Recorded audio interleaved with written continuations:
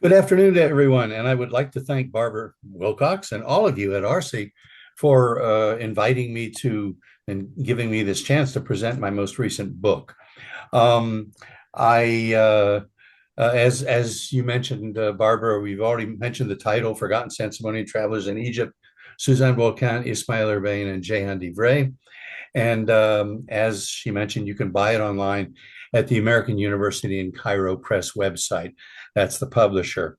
Um, you can also buy it with Amazon or somebody else if you'd like to. This book began in 1970 when I was a radical young student, just 18 years old. I took a year off from school and worked for 5 months in a country club restaurant as a dishwasher, a busboy, and a waiter. And with the money I earned, I flew to Europe, bought a Honda 90 motorcycle in England, and I traveled for 7 months across Europe and North Africa, visiting Egypt for the first time. The trip was an incredible learning experience which changed my life. I later returned to North Africa and spent 2 years there. And using student loans and money which I earned working in Alaska, I studied Arabic in Cairo and Tunis, French in Paris, German in Berlin, Spanish in Spain, and Latin America as well. And I did a PhD in European history at New York University. Now, when I looked at French travelers in Egypt as a possible research topic, I was hoping to find the joy of traveling and the profound learning experience that I experienced in the 1970s when I was traveling. I was disappointed to find a narrow canon of wealthy literary travelers whose experiences did not seem to resemble mine. You won't find budget travelers like yourself in the 19th century, an historical museum director told me, because back then you had to have money to travel. Yeah, I knew better. I'm Irish. My great grandmother was born in Ireland in 1867 and came to the United States on an immigrant boat when she was 16 years old. She lived to be 99 years old. I knew her when I was a child, and she was not rich. So I set out looking for 19th century French travelers in Egypt who were not part of the canon, who had traveled on small budgets and studied Arabic as I had, who perhaps had held radical or alternative points of view, who perhaps saw Egypt differently. I was amazed when my research uncovered an entire world of low budget or working French travelers to Egypt, of women, of people of mixed cultural or racial background, and of immigrants whose accounts were marginalized, excluded from history, and eventually forgotten because they were considered unimportant by the colonial elites of their time. Now, such marginalized and forgotten travelers are hard to find because they're not wealthy or famous, and they often don't leave a historical record. Therefore, in this book, I seek to also describe the extensive primary and archival sources available in French, both in Cairo and in France, which I used in my book to document these travelers and their unique alternative perspectives, to propose further work which can be done with these sources, and to suggest how other such marginalized voices can be rediscovered in the past. I began my research in Cairo, where I had studied Arabic. The Jesuit Library of the Sainte Famille there has a wonderful collection of over 1,000 books of travel literature on Egypt, mostly in French. My mentor and guide was Father Maurice Martin, the librarian of the Sainte Famille. He was 80 years old and he had been the curator of Jesuit research libraries in the Middle East, in Cairo, and in Beirut for over 40 years. Father Martin allowed me to work in the library stacks, and he gave me a table and a chair directly beside the books. I was interested the books that I was interested in. I was able to work my way along the shelves book by book, skimming the table of contents, publication data, and a few passages from each book, putting aside on my table the ones which were warranted for further attention. I would say, Father Martin, have you seen this one? And we would talk. I would learn. Sometimes he would too, as I came across things neither of us had read. In this way, by doing a systematic shelf read of the entire collection of 19th century travelers in Egypt in the library, I was able to discover travel accounts which had been dismissed, marginalized, and forgotten by the elites and not republished over the years. I could only have done this in Cairo because in the rare book collections of New York or Paris, I would never have been allowed into the library shelves. I would have had to use existing bibliographies to fill out request cards using other people's bibliographies to decide what to request. I would have been able to see only a few books a day, and I would inevitably have been sucked back into the same famous canon of travelers everyone else was using, the same travelers who were already in everyone else's bibliographies. My first reaction as I did the shelf read was, what are all of these women doing here? There were French women travelers to Egypt I had never heard of before. They had all been marginalized and excluded from the canon, but here they were. Using the marginalized travel accounts by women that I had discovered in the Saint-Simonian library, I was able to present a paper entitled French Women Travelers in Egypt, a discourse marginal to Orientalism. And that I presented that at an annual meeting of the American Research Center in Egypt. So you see, RC has been with this research right from the very beginning. My first paper was presented at an RC conference, and I'm very grateful for the support and help of RC in this. The same paper was later read in absentia at a conference of the Association for the Study of Travel in Egypt and the Near East at Durham University in England, and published in the collection Travelers in Egypt, which is still available. You can buy it online. I've also included a bibliography of French women travelers in my book. So it was in the library of the Sainte-Famille that I found the account of Suzanne Voilquin and other material from the Saint-Simonian utopian socialist movement, of which she was a member. She became the first traveler in my book. Suzanne Voilquin was born in the Parisian working class and became the editor of the Tribune des Femmes, the Women's Tribune, which was published from 1832 to 1834. It was one of the first feminist periodicals ever published, with an initial print run of 1,000 copies in Paris. In Egypt, she studied Arabic and medicine as an apprentice to a French doctor at a time when medical schools in Europe did not accept women. You see, this was kind of a workaround for her because she couldn't go to medical school in Europe because they didn't accept women in the medical schools. But when she got to Egypt, she found that to become a doctor in Egypt, you didn't go to medical school. What you did is you apprenticed to a doctor. And so she apprenticed to a French doctor, and he was training her to be a doctor, and she would eventually have been able to be a practicing doctor in Egypt rather than in Europe. And she had always dreamed of being a doctor, and this for her was the fulfillment of many of her dreams. Unfortunately, the plague of 1834 hit Cairo and hit this clinic, and nearly everyone in the clinic died. She caught the plague, but she survived. But she ended up nursing all of her friends and fellow workers as they died of the plague. Later in Egypt, she was also connected to the establishment of a school of medicine for women in Egypt in the 1830s, which graduated Egyptian women doctors for roughly 50 years until the British closed the school after they occupied Egypt in 1882. Now, when Suzanne Voilquin returned to France, she studied midwifery, obtained her diploma, and became a French government certified midwife. Her subsequent years of practice as a midwife in Russia and in New Orleans gave us a window into the travels of working women with qualifications or diplomas in the mid-19th century from France, England, and the United States, who frequently emigrated to other countries to find more lucrative employment. For example, in 7 years working for wealthy Russian families, Suzanne Voilquin was able to save about 10,000 francs. That was about 33 years of a Parisian seamstress's salary of about 307 francs per year in the 1830s.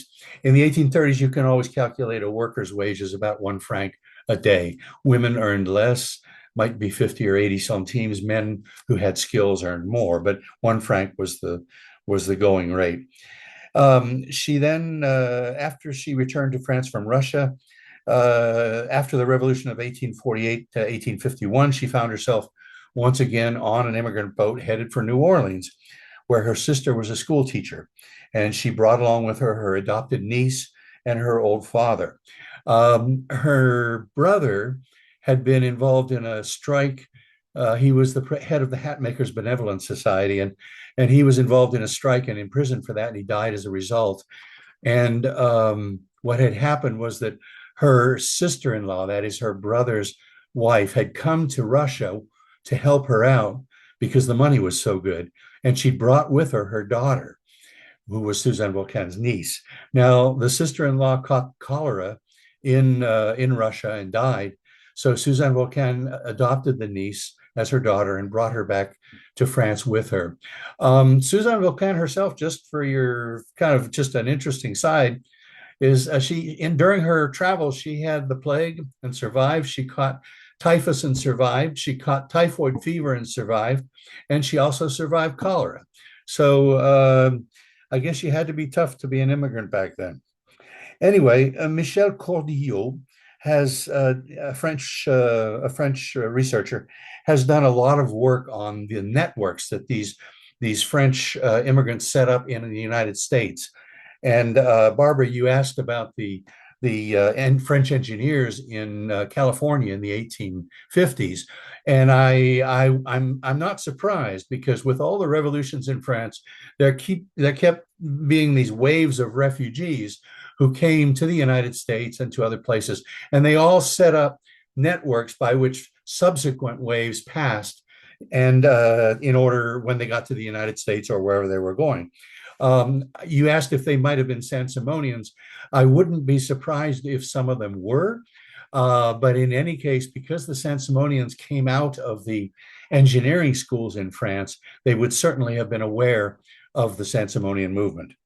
Suzanne Voilquin, eventually, she lost her life savings in the financial crash associated with the Civil War. And in 1866, she was back in France, where she published a fascinating and very well-written account of her trip to Egypt in the 1830s, entitled Memories of a Daughter of the People, or the Saint-Simonian Woman in Egypt, 1834 to 1836. She died in an old folks' home in Paris in 1876. Now, Suzanne Voilquin's account was not lost or unknown in her time. It was simply marginalized and forgotten. If we look at the most famous two-volume bibliographical work on French travelers in Egypt by the very distinguished male author Jean-Marie Carré, it was published in 1932, we find that the women's accounts which he mentions are for the most part relegated to a short 7-page chapter, which is entitled Little Travelers and Little Gossipy History. Suzanne Voilquin is mentioned only twice in the entire two-volume text, for a total of 1.5 sentences. When she is cited, it is in a deprecating way and only in passing with respect to other more important travelers who often have an entire chapter themselves, like the Count of Chateaubriand. This is how marginalization happens. And so in the end, this is how you can only find her account if you go and do a shelf read of an old collection of 1,000 books of French travel literature on Egypt. When I mentioned to Father Martin at Sainte Famille Library that I would like to take a closer look at Suzanne Voilquin and the Saint-Simonians, he told me that the movement had left extensive archives in the Arsenal Library in Paris. He knew Philippe Régnier, the principal researcher in those archives, who was also a director of research in the CNRS, the Centre National de Recherche, la Recherche Scientifique. And when I arrived at the Arsenal Library in Paris, recommended by Father Martin, I was welcomed by Philippe Régnier and given full access to the Saint-Simonian archives. I was also welcomed into a research seminar on the Saint-Simonians, led by Philippe Régnier and Michel Rouillot-Sarcy, who was one of the preeminent experts on feminism in the 1830s and to the 1850s in France. And this was a seminar with researchers from the CNRS and professors from 4 different universities. It was wonderful. It was gold for me, because this was my subject. I was asked to present my research in the seminar. Now, in the Saint-Simonian archives, I found a vast amount of material on the movement, much of it original manuscript and pamphlet material from the 19th century. There were boxes and boxes of letters and personal papers from individual Saint-Simonians in Egypt. Most remarkable of all was the fact that they had saved everything, including manuscript letters and accounts from a working class member like Suzanne Voilquin and a young French African Guyanese member, Thomas Ismayl Urbain. It is passionately interesting to find working class people from the 19th century telling their own stories firsthand in their own words. Too often we can only describe them through statistics, but here they were in those archives telling their own stories.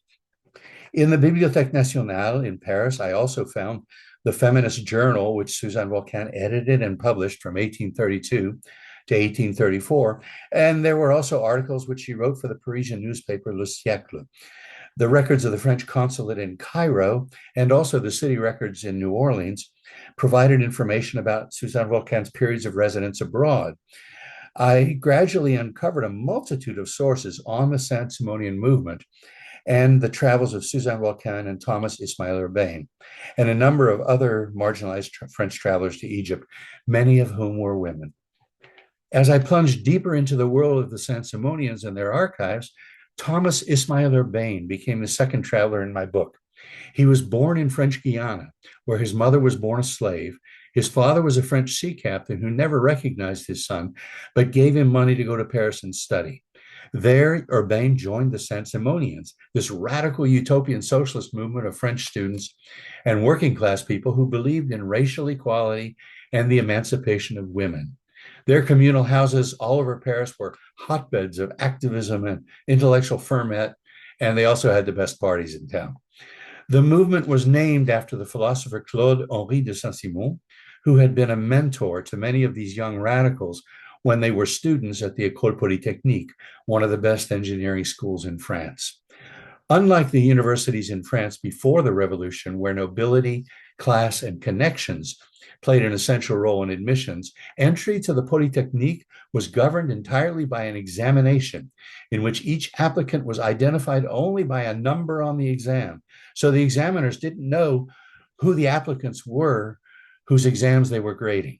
As a result, the Polytechnique had a large number of students from more middle-class backgrounds who were interested in engineering projects of social or public utility, such as canals, railroads, and water systems, which brought clean, filtered water to fountains and water sources in every working-class quarter of the city. The school trained both civil and military engineers, and the Saint-Simonian movement's communal houses were a sort of early social engineering project to try to solve the horrible living conditions of the Parisian working class, described by Victor Hugo in Les Miserables. A working class family could join the Saint-Simonian movement, live in one of the communal houses, and pay their salaries, no matter how small, into the common fund of the house. In return, they received room and board, healthcare, childcare, and free educational classes provided by Saint-Simonian volunteers. The Saint-Simonians were against inheritance of large fortunes, which they felt should be recycled back into society in ways that were useful to everyone, such as public works or getting young artisans the tools of their trade to get started in life. They were the first to propose that a government should exist for the benefit of its people through extensive programs of public works, which were useful to everyone. Especially the working class, things like clean water systems, railroads, and canals, an idea which became central to the political left of our time, from the economist Keynes to President Roosevelt, and in the social democratic countries of Europe after World War II. This is an idea which is still at the center of our political debates today. And the Saint-Simonians were pretty much the first to really propose that and make it popular. They also believed that divorce, which was forbidden in France by the Catholic Church, should be available to any married couple in which both partners wanted to divorce and could go on to better situations in life. And the Saint-Simonians started their own religion in which divorce was permitted, and they argued for the sexual emancipation of women. Now, their communal houses full of students and young people became known for a more liberated or relaxed attitude towards sexual relations. Now, Urbain, who was a young guy, made a splash in the movement with performances of his poetry with about what we would call today Black identity and Black pride. The movement's communal houses were popping up all over Paris like mushrooms, and there were long waiting lists to join them. The Saint-Simonians had their own newspaper, and they were talking about forming a political party of the working class. A group of Saint-Simonian working class women had already established their own feminist journal, the Tribune, the Women's Tribune, written and edited, as I've said, entirely by women, with Suzanne Voilquin as its editor. Then, and this will answer one of the questions in the chat about why they went to Egypt. In 1832, the French government smashed the Saint-Simonian movement. The government objected to the communal houses on moral grounds, and it was worried about political unrest and working class movements, particularly after the Revolution of 1830. The Saint-Simonian leaders were jailed, and their communal houses were surrounded by police, National Guard, and regular army troops and shut down. A core group of the movement's activists became disillusioned with France, where the government made it impossible for them to reorganize. Instead, they went to Egypt, where they felt they could contribute to the progress of humanity, much like modern day Peace Corps volunteers, by working for the government of Muhammad Ali, who was trying to modernize the country and the Egyptian army. Thus, at the age of 21, Urbain traveled with a group of Saint-Simonians through Istanbul, Syria, and Palestine to Egypt, where he participated in several surveying expeditions of Saint-Simonian engineers to Suez for a possible canal. He tutored the children of a French doctor and then was appointed to an official position working for the Egyptian government, teaching French in an Egyptian military academy in Damietta so that Egyptian officers could read French military manuals. His experience in Egypt changed his life. He was enthralled with Egyptian culture and overwhelmed with the death from the plague of a young woman he had hoped to marry and the death of her Sudanese mother, the wife of the French doctor. He swore he would carry them with him for the rest of his life, which he would spend in the service of people like them. Urbain converted to Islam, studied Arabic, and he later became an interpreter in the French army in Algeria, where he saw himself as a mediator between the French and indigenous Algerians. He was linked through marriage to the daughter of one of the indigenous Algerian families of Constantine, and eventually became the personal interpreter and counselor on Algerian affairs of the French Emperor Napoleon III. He was a key figure in blocking the seizure of indigenous Algerian lands that were scheduled for redistribution to French settlers. The settlers hated him, called him an indigenophile or a native lover.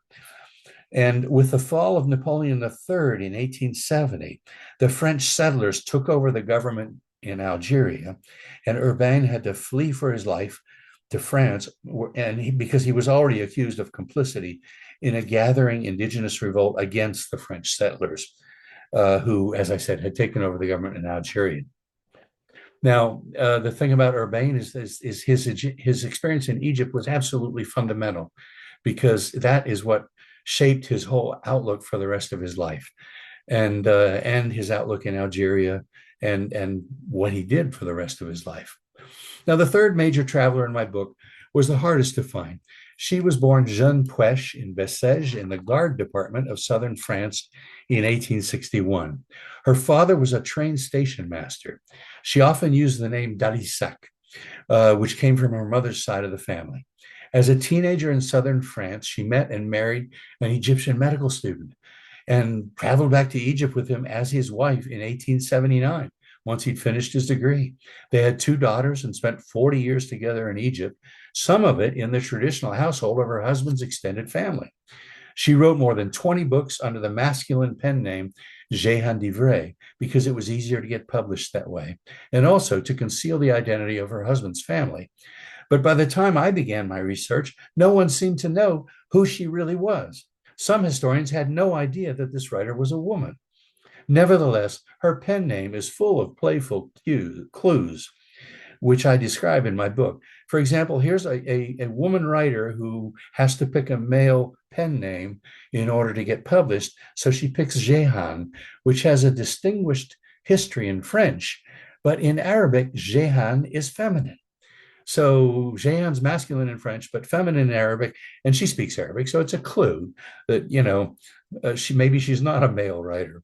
The pen name Jehan d'Ivray also plays on the intense rivalry between the French and the English in 19th century Egypt.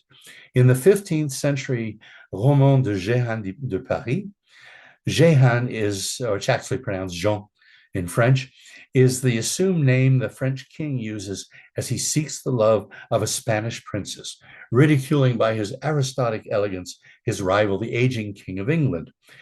And in Thackeray's novel, The Newcomes, the French Duchess d'Ivry is the nemesis of the very English Lord Q. So this all plays into the rivalry in Egypt at the time between the French and the English. And so this pen name is fascinating because it's full of little clues and notes like that. I first discovered Jehan d'Ivray's books in the Jesuit library of the Saint-Simonian in Cairo. At the time, I concluded that the writer was a woman from the nature of her material, One of the books was the account of a 16-year-old woman from southern France who married a young Egyptian medical student studying in France and returned to Egypt with him as his wife late in the 19th century, which was pretty much autobiographical. Another was a study of women in the Saint-Simonian movement. When I presented my work in the research seminar at the Arsenal Library in Paris, Jehan point of view provoked animated discussions. We all realized she was a woman, but neither I nor any of the specialists in the seminar had any idea who she really was.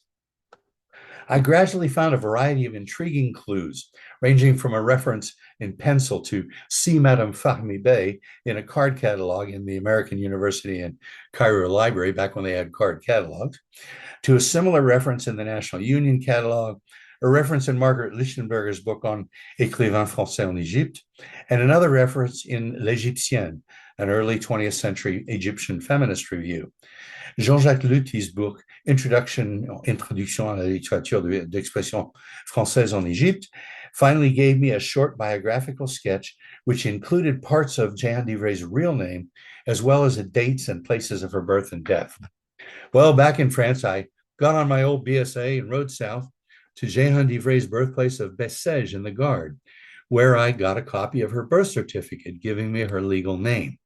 I then rode north to her place of death in Vichy, where I obtained a copy of her death certificate. Cemetery records in Vichy indicated that her body had been transferred several times and finally buried in Châtenay-Malabry near Paris. I have to thank Madame, the lady who's in charge of the civil records in Vichy, because she's the one who pointed out to me how important cemetery records are. And she actually called the cemetery in Châtenay-Malabry, and they said, "Oh yeah, we've got her here." It was almost like two landlords talking about a renter who had moved. And so I went to Châtenay-Malabry, and I looked in the cemetery records there, and I found the name and address of the person who had paid for the cemetery plot in which she was buried. He lived in Connecticut. Back in the United States, I wrote to the Connecticut address, but my letter came back to me marked return to sender because the resident had moved.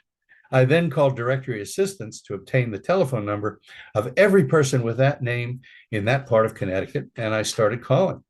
I eventually contacted the great-grandson of Jehan d'Ivray, Mr. Alain Vouillet, to whom I am deeply indebted for his kind and gracious help. Mr. Vouillet provided me with a family history written by his father, which included pictures and personal accounts of Jehan d'Ivray, her husband, and her family. He also told me that Jehan d'Ivray's daughter had lived in Paris until her death in 1983 in an apartment that was full of her mother's books and papers. But as far as anyone seemed to know, most of these had probably gone to the dump when the apartment was vacated after the daughter's death. Nevertheless, Mr. Vouillet and his sister Agneta Vouillet very helpfully gave me the addresses of family members in Switzerland and in France. So back in Europe, I got on the old BSA again, and I headed to Geneva and began contacting and visiting these family members. It was not until March of the following year that I called Mr. Guy Puech d'Alissac in Normandy, and I listened with excitement as he told me that the papers and books from the apartment had not been thrown out. His son had brought everything back to the family house near Rouen. I got on my old motorcycle again and headed for Rouen, which is a town halfway between Paris and the Atlantic on the Seine River.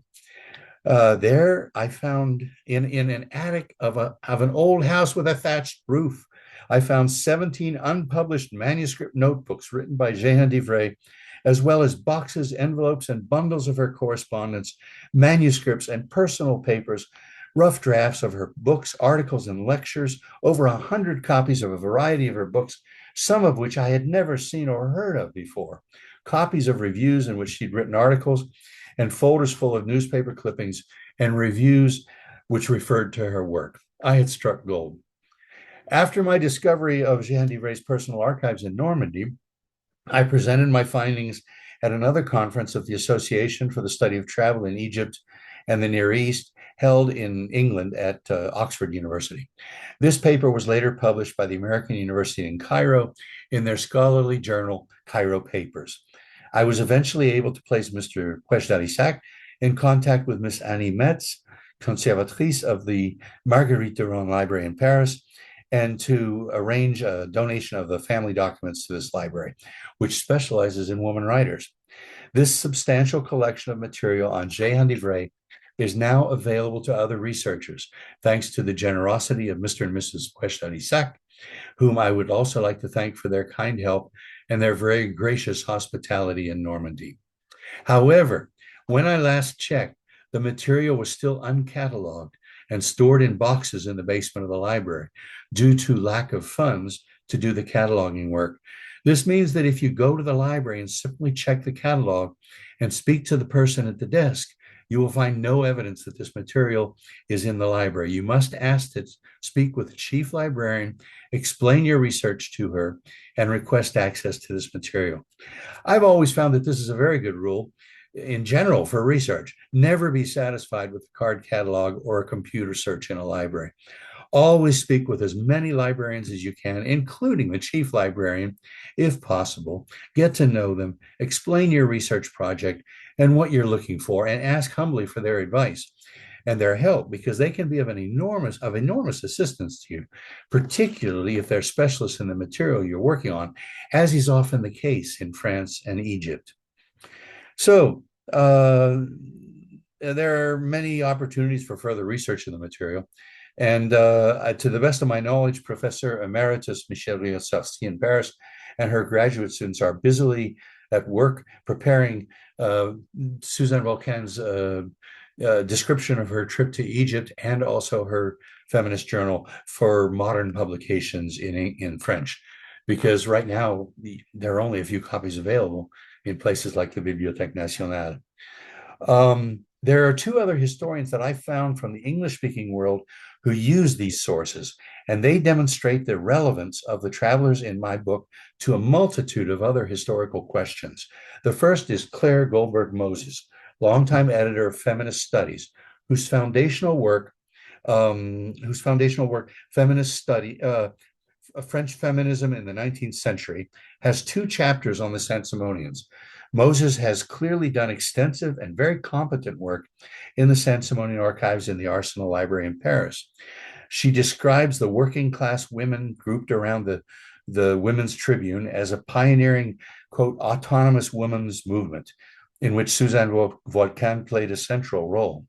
Moses argues that these working class women enlarged the feminist vision of sexual emancipation discussed by the men in the movement by linking it to economic, intellectual, and legal emancipation, and that these women formed political collectives, such as the Tribune des Femmes, to advance their objectives. Moses is primarily interested in the feminist movement in France, and her account of Suzanne Voilquin stops with Suzanne Voilquin's departure for Egypt. It does not describe Suzanne Voilquin's remarkable experiences there or her later life as a working class midwife and an immigrant to Russia and New Orleans.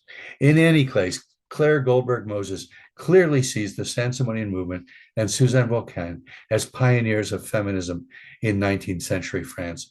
Once again, that book is Claire Goldberg Moses, French feminism in the 19th century.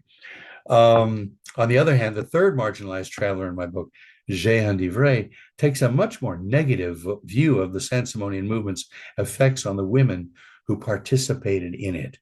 Jehan is a French woman married to a Turkish Circassian Egyptian doctor with two French daughters for whom she seeks good marriages in the increasingly racist, segregated, and class-oriented world of British colonial Egypt. For Jehan who is quite conservative, good marriages meant marriages among the Franco-Egyptian colonial elite to men who could guarantee her daughter's financial security.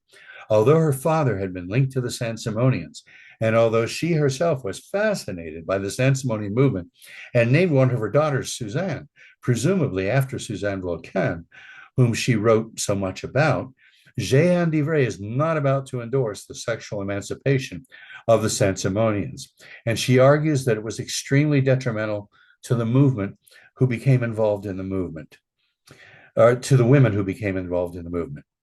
In a book about women in the Saint-Simonian movement entitled The Saint-Simonian Adventure and Women, Jehan argues that society does not pardon women who go too far outside of its norms. Many of the Saint-Simonian men, she says, who were students at the prestigious École Polytechnique, went on to brilliant careers in railroads and banking, leaving behind the working class women of the movement.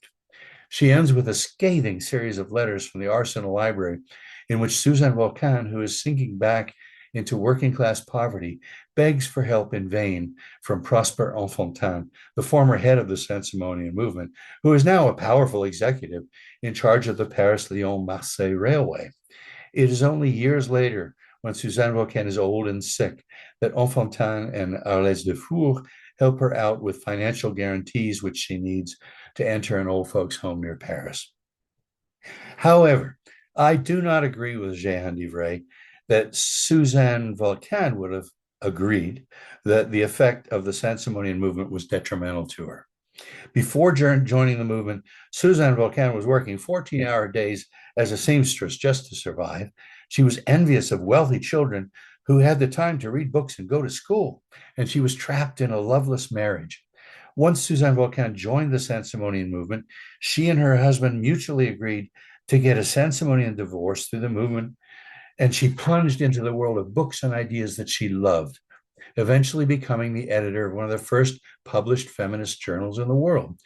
It was the Saint-Simonian movement which gave her the freedom to travel, to live a life of adventure, which she enjoyed, to study medicine, which she considered her vocation, and to become a midwife and a writer. Suzanne Voilquin herself remained a militant feminist and a militant Saint-Simonian to the end of her life. She may have felt that some of the men in the movement did not live up to its ideals, but she herself never lost faith in those ideals. Suzanne Voilquin and the other women cited by Jehan as having been destroyed by the Saint-Simonian movement, such as Eugénie Niboyer, Flora Tristan, Georges Sand, and Christine de Belligoso, are seen today as fundamental figures in the history of French feminism and socialism. In the end, I found that one of Jehan Divray's daughters succeeded in finding a very good marriage indeed. On one of my last research trips, I rode my old BSA. Actually, I was on the Triumph by then, but I rode my old motorcycle north from Milan in Italy along the edges of Lago di Como, Lake Como, which is the stunningly beautiful region of northern Italy, has a series of long, narrow lakes reaching like fingers into the Alps, studded with the old-fashioned villas of an early 20th century elite from the financial and cultural center of Milan and from nearby Switzerland and France. Now, much of Jehan Divray's correspondence had come from this village, and I was there to find out why. I wondered if she'd rented a hotel room in the summers to write from there, to write there, or what she had done, why she was there. In the post office of the little village, Lanzo d'Intelvi, they laughed at me when I showed them the address on Jehan Divray's correspondence. All it said was Susan's Castle, Lanzo d'Intelvi. It's over 60 years old, they said. There's not even a street or a number on it. I was about to leave when I saw an old man walking across the square and asked him, "Oh, that's the villa just down the road," he said. "They've made it into apartments now."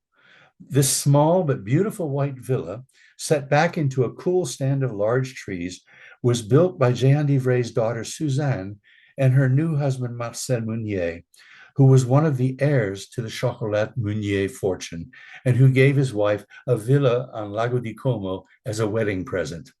I think that's a successful marriage financially.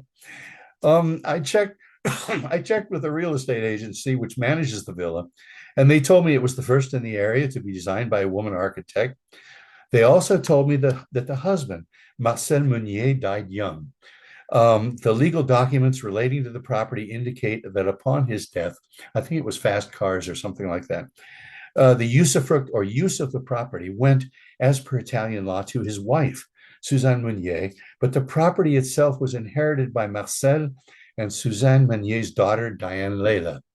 Thus it was through an inheritance, something the Saint-Simonians tried to abolish, that Jehan Divray, her daughter Suzanne, and her granddaughter Diane Leila lived the rest of their lives in comfort.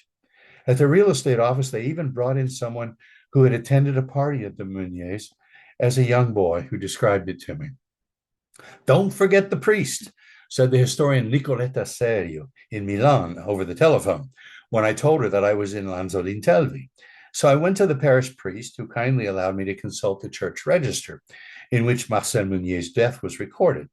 But it was the municipal records which told me that this young Marcel Meunier, dead at the age of 26, had been born in Algeria. In French colonial terms, he was a pied noir, a person of European descent born in North Africa. So the story of Jehan d'Ivray's family poses a fundamental challenge to the theoretical structures of discursive analysis. Jehan d'Ivray and her family simply cannot be understood in the context of two entirely separate European and Egyptian cultural discourses between which there is no meaningful communication or comprehension. She's French, speaking French, Arabic, some Turkish, and probably English, and her husband of 40 years is Turkish, Circassian Egyptian, speaking French, Arabic, Turkish, and probably English. Their daughter Suzanne is Turkish, Circassian, Egyptian, French, and married to a pied noir born in Algeria. If there truly were two entirely separate European and Egyptian cultural discourses between which there was no meaningful communication, then these people should have been separated by an unbridgeable gulf. Instead, they're married to each other, and in both cases, it appears, deeply in love. The human complexity of this story, like the human complexity of history, defies the binary structures and the simple abstract frameworks of cultural discourse theory. So the travelers in my book and the sources I describe pose fundamental challenges to our current historiography. Yet these sources remain largely unknown and little utilized in the Arabic and English-speaking world of the Middle East Studies Association. The only other English-speaking historian of the Middle East I know who has used the Saint-Simonian archives of the Arsenal Library extensively and to great effect is Osama W. Abi Mershed in his fundamental and challenging work, Apostles of Modernity, Saint-Simonians and the Civilizing Mission in Algeria. In this book, Abi Mershed describes the dominance of Saint-Simonian ideas in the École Polytechnique, the School of Engineering, where the Saint-Simonian movement was born. The book is published by Stanford University Press, by the way. So he asks, did not the Saint-Simonian ideology of a government which worked for the benefit of everyone by building canals, railroads, and other public works become a justification for colonialism and the dominance of Europeans who had the technology for such improvements? An entire generation of French officers, says Abi Mershed, was trained to see their mission not in glorious conquests like those of Napoleon, but rather in conquest as a way of spreading French culture, civilization, and enlightenment throughout the world. Urbain and the French officers who were associated with him in Algeria were primarily involved in this in struggling to stop the seizure of lands belonging to indigenous Algerians for redistribution to European settlers. That's what I found. And I see Urbain as a pragmatist who accepted European dominance and the French colonial presence in Algeria, not as Orientalist rhetoric, but as a simple fact of life. It's what he had to deal with. This did not mean that he could not think differently and did not challenge the consensus from within, but it basically what he was about in Algeria was a fierce conflict over the seizure of indigenous lands by French settlers, and to the end of his life, Urbain fought tenaciously against these land seizures for the rights and interests of indigenous Algerians, quote, as he understood them, in Abi Mershed's words. So I think that you might compare him today to the idealistic young immigration lawyer who says, I can get you a green card, I can get you this, I can get you that, I can get you another year, and who works through the system. But Urbain never actually challenged the system itself of colonization, never challenged the French presence in Algeria. So in any case, these travelers pose so many questions for us today. As Abi Mershed says, the Saint-Simonians were apostles of modernity. They believed in modernization as the way of the future. However, historians such as Timothy Mitchell have argued that in the case of Egypt, modernization was essentially colonization. Now, this is the whole modernization issue, which is a very touchy and but very interesting argument, I think you're all aware of in the Arab world today, and has been for years. And just to give you another point of view on it, I was in Algeria on my first trip there in 1971, only 9 years after the Algerian Revolution was over. And later on in Paris in the 1990s, I interviewed a woman who was one of the organizers of a massive demonstration of Algerian women in Paris in the 1990s against the rise of Islamic fundamentalism in Algeria. We are anti-colonialists, she argued fiercely. Colonial society was profoundly racist. You could count the number of indigenous Algerian women doing university studies on the fingers of your hands. It was independent Algeria. It was revolutionary Algeria, which gave me the chance to study and to become an engineer. Why should we now have to go back to living under the mullahs, she asked me angrily, under this archaic theocratic regime from the Middle Ages while the West goes on to be modern? And she argued that equating modernity with colonialism was racist because it implied that North Africans were incapable of modernity, while Europeans were capable of being modern.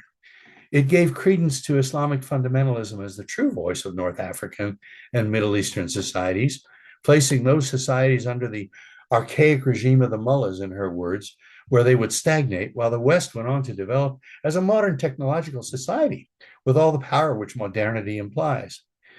We all want to be against colonialism, to be on the right side of history.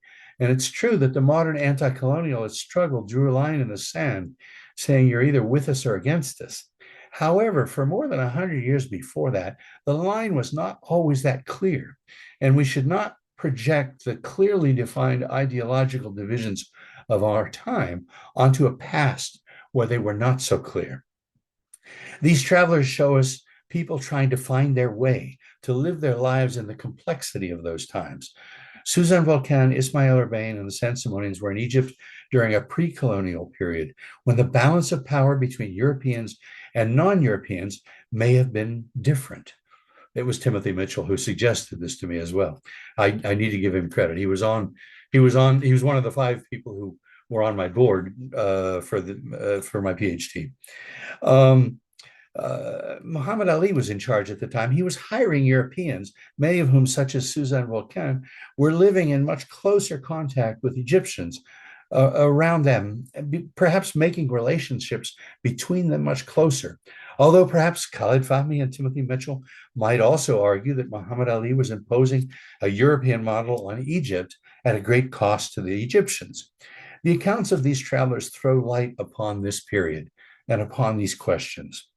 And the complexity of these travelers' accounts poses a challenge to the discursive analysis of a limited number of elite texts, which has been recently so important in our historiography. What if the Orientalist discourse was simply the consensus of acceptable opinion of the colonial ruling class, the things you said around the right people in print, if you wanted to get ahead? When we analyze only elite texts, we're often dealing with people who all come from the same class, who all went to the same schools, and who all knew each other. Is it any surprise that they all talk the same way? Or on the other hand, travelers like Suzanne Voilquin with working class and feminist solidarity, or Thomas Ismayl Urbain's Black African identity, seem to be classic examples of the intersectionality of a variety of lived experiences and solidarities, which were sometimes in conflict with the established Orientalist discourse, and which sometimes led these travelers to question or to challenge that elite discourse. On the other hand, my book has travelers like Romolo Garbati, who was a working class traveler, early 20th century. He's French-speaking Italian print shop worker and a small-time journalist. And his political opinions seem to be strongly favorable to anarchist syndicalism, socialism, and any other working class leftist politics. But as far as working class solidarity with the Egyptians, that's definitely not there. He's on the run from the police in Italy because of an article he wrote there. He ends up settling in Alexandria, but he's strongly in favor of preserving the concessions and the privileges which Europeans enjoy in Egypt, even working class Europeans, especially working class Europeans. Using the left-wing anti-clerical writer Adnan Aboud and the right-wing racist de Gobineau, he constructs a right-wing belief system which seems similar to that of the Pied Noir or the white settlers in Algeria. Garbati may very well become the prisoner of his own belief system in the end, but he's not simply a parrot unknowingly reciting an internalized cultural language. On the contrary, he's thinking about what he says and does, and in a gradual, fluid, and complex process based on argument and challenge and his own concrete experience, he builds his own personal belief system, which validates his own material interests and his participation in colonial power structure. I think that these travelers throw enormous amounts of light on these issues, and especially on the ideas in discourse theory, which say that everyone from a culture has a certain attitude. I see Garbati's belief system seems to be more in keeping with a model suggested by Noam Chomsky rather than Foucault. And in an interview, Noam Chomsky suggests that begin quote, the way belief systems form, really, if you think about it, is we even know this from our personal lives. You sort of decide what to do for whatever reason, and then you create a system of beliefs that justifies it and says, I was right. Well, in the end, the effect of this is that the people who function within a system of power and authority, whether it's an editor of Pravda or an op-ed writer for the Times or a concentration camp guard, they're usually quite sincere about it. And they've worked up a system of beliefs that says, yes, this is just and right, and I'm completely free and independent. If they couldn't have that system of beliefs, they couldn't continue. Once we expand beyond the discursive analysis of a small number of elite texts, we come up with all kinds of alternative ideas and arguments. So there are other travelers in my book, for example, the French courtisan Ida Saint-Elme, mistress of Napoleon's generals and reputed to be a member of Napoleon's secret police, who traveled to Egypt in her 50s and wrote a fascinating travel account. But you'll have to buy the book if you want to hear her story, because I think we're running out of time. And I would, in conclusion, simply argue that Suzanne Voilquin, Ismayl Urbain, and Jehan show us ways to reach out, to try to understand another culture, to build bridges to other people. They also show us the wonder, the fascination, and the earnest joy of travel as a profoundly liberating learning experience. These are all voices from the past which have been forgotten, which we no longer hear. This is a complexity which we no longer see. They tell us of the multicultural world of 19th century Egypt, in which these travelers were constantly crossing boundaries. Let us appreciate this diversity, the diversity which all these people represent, and let their voices be heard too. I wanted to conclude by saying that I've written this book. I've always felt as historians, we should write not just for other specialists, but for the general public as well. So that's why this book is written to be a very enjoyable read. I want it to be one that you can't put down. And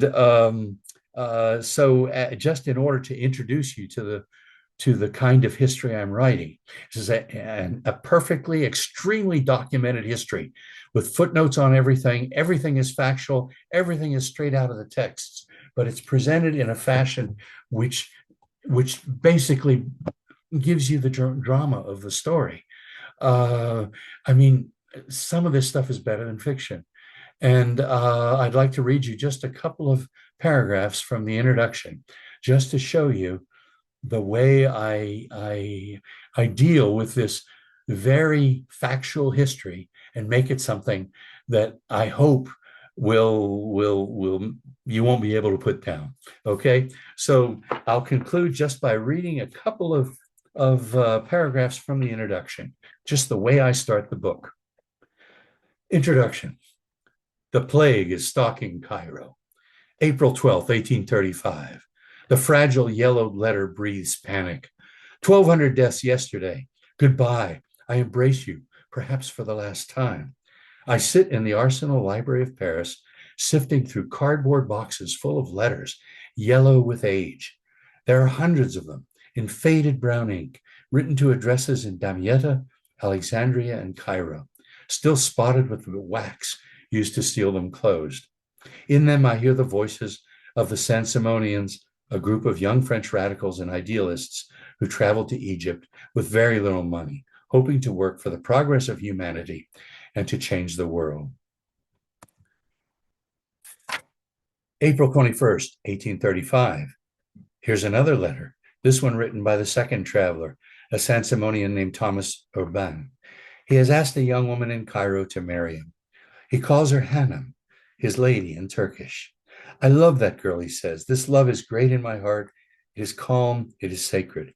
Hanım and Suzanne Voilquin work together in the same clinic in Cairo, and Urbain seeks Suzanne Voilquin's help as an intermediary. April 18th, 1835. Here in my letter is a third fragile, or here in my hand is a third fragile yellowed letter. Urbain had clearly not yet received it when he wrote his letter of April 21st. This letter is from Suzanne Voilquin in Cairo. Urbain, Urbain, it begins. Courage, poor friend. Gently, Suzanne Voilquin tells him that your Hanım has died of the plague. For the rest of it, you'll have to buy the book and read it, okay? Thank you very much for allowing me to describe and present this book. And I hope I'd like to turn this over to Barbara Wilcox to open up the floor for questions. Barbara, I think your microphone may be off. Okay, no, John. Thank you very much, John. That's fantastic, and I'm so glad you took the time to share your book and your process with us.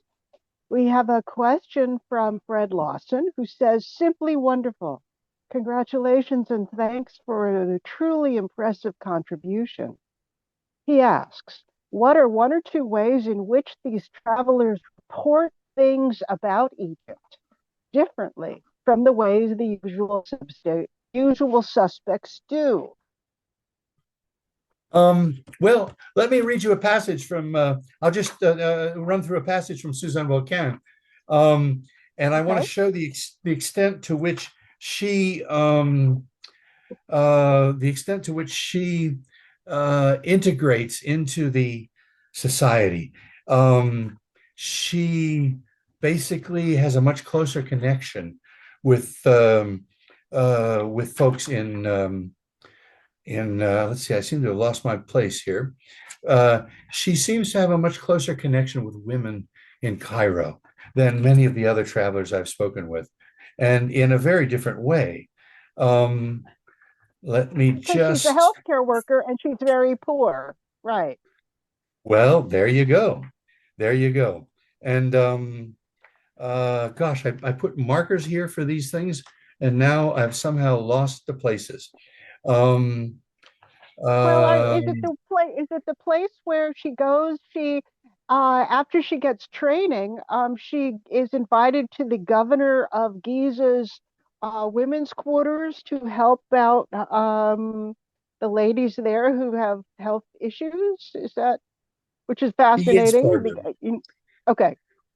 There's a long account of how she's present in the women's quarters of the harem, if you like, of the governor of Giza. She spends several days there. She's invited there because a number of the women have health problems, and they want to they want medical assistance, and only women can see women. Male doctors can't see them. So this is true, that as a healthcare worker, much like Glenn was talking about Florence Nightingale, as a healthcare worker, she has much closer contact with other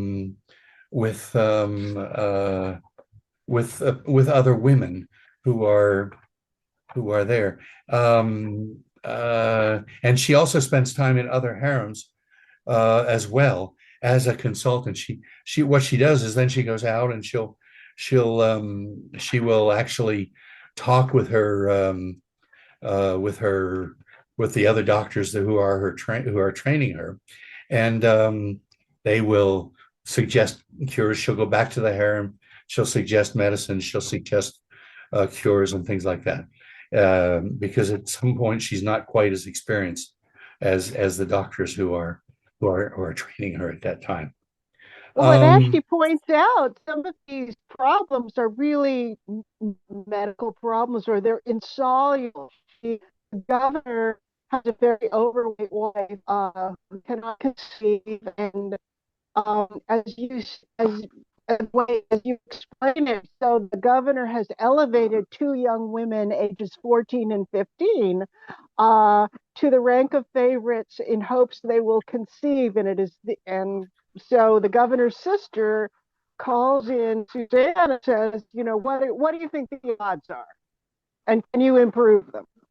And Suzanne is like, way out of my wheelhouse. But I mean, it was fascinating because no man would have gotten entree to this kind of information. Just so, what were the techniques for social mobility in a young woman's life in Egypt? She's very interested in that because she's a young woman herself. And so you tell all of these stories in a fascinating way that I'd never heard before. I appreciate that. Thank you very much, Barbara. There's another incident where it's obvious that she's wearing veil. She was veils all the time around Cairo as an Egyptian woman. And after the plague, when all of the people in the clinic have died, she's living in a Coptic quarter in Cairo, and everybody knows what's happened because in these quarters everybody knows about everybody. It's like a little village. And so she's very depressed and she goes up on her roof and she says these faces keep popping up on the roofs around her and they say good morning to her and they ask her if she'd like to come over for tea and so on and so forth. And so she accepts and goes over. And after a while, you realize these women are trying to help her. And they invite her over for tea and then they invite her over for a party. And then all together they go in a boat to the opening of the Kali, which is the canal, which is there's a dam and it's broken once a year and it's a big festival. And so she's in the boat with the women, and of course they're all wearing veils, and because they're out in public. And in another case, she says she goes to a Christian church where an Abyssinian friend of hers has they've set up one of the galleries as a meeting place where they're going to meet, and she goes to the church and she's in one of the galleries before her friend is there, and it's the women's gallery where the women all go, and they're separated from the men so they can take off their veils, but she forgets to take off her veil, and because she's listening to the music. And then she hears people whispering all around her. And then one of the older women comes up and says, "Madam, take off your veil." And she says, "Why? What's the problem?"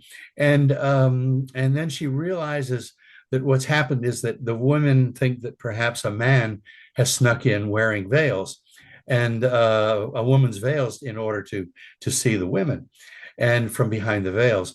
And while she's doing this, one of the young ladies who's 10 or 12 years old takes her hands and says, "Your hands are very white. Are you a man of France?" And then she turns to her mother and says, "Mother, I want a husband like that," and, and then her friend, the Abyssinian woman, comes up and says, "Sabah khir, Seti Suzanne," which is, "Good morning, Seti Suzanne, Madame Suzanne." And she says immediately, in the interest of all the young girls evaporated, and the older matrons were perfectly happy, and they said, and everybody embraced each other, and they welcomed the French lady to their group. She's involved with with Egyptian women, much more so than I most of the English speaking women, or most of the ladies in the later years in Egypt are the colonial women, who usually stick to themselves in groups separate from the Egyptians. And I think this is very important. Now, as I point out in the book, there's a problem because she's essentially going native, is what the English call it. And as a result, she experiences some really strong censure from the French community in Cairo, because she's associating too much with native people or native women, and she's becoming a native woman with, wearing veils and so on and so forth like that, from their point of view. With the non-Saint-Simonian French community, because I think one thing I learned from your book was that the Saint-Simonian women were by outsiders. were considered loose at best, because they believed in what they called mobility of sentiment. Yes. And that was a big problem for, uptight Catholic women. Yes, absolutely. You're absolutely right. And what can I say? The men didn't have the same problem, but the Saint-Simonian women were, to some extent, outcasts in the French women's community in Cairo. Has anybody else got a question? You're right, Barbara. Absolutely on that. I'm looking. We have whoa, I lost my question here. We have some thank yous. We have thank you from Natalie D'Argento and thank you from Susan Cullen. Any more questions? I think we're happy. Um, as I say, we are offering, our AUC Press is offering a 20% discount on the book. Go to indiepubs.com and use the discount code RC Talk, and you'll be all set. It is a good read. And I would like to thank again John David Reagan for speaking to us today. And you'll find the talk on YouTube in a couple of days. And for those of you who are local, I hope you will join us on the 25th in Berkeley to hear Rachel Barnes talk about gender and Boston. Thank you very much for joining us today. And thank you very much to everyone. I really appreciate your listening. And once again, I'd like to just mention that if you just go to your local university library, and if you go online and right on the AUC Press, there's a summary of the book and the biography and the author's biography, and you can download that and take it to the library and suggest that they buy the book, and often they will. That way I get another sale. Okay. All Thank you right, very and much. that's okay. Thank Thank you, you, John. John. Take care. Thank you. Be Thank you very well. much. Thank you.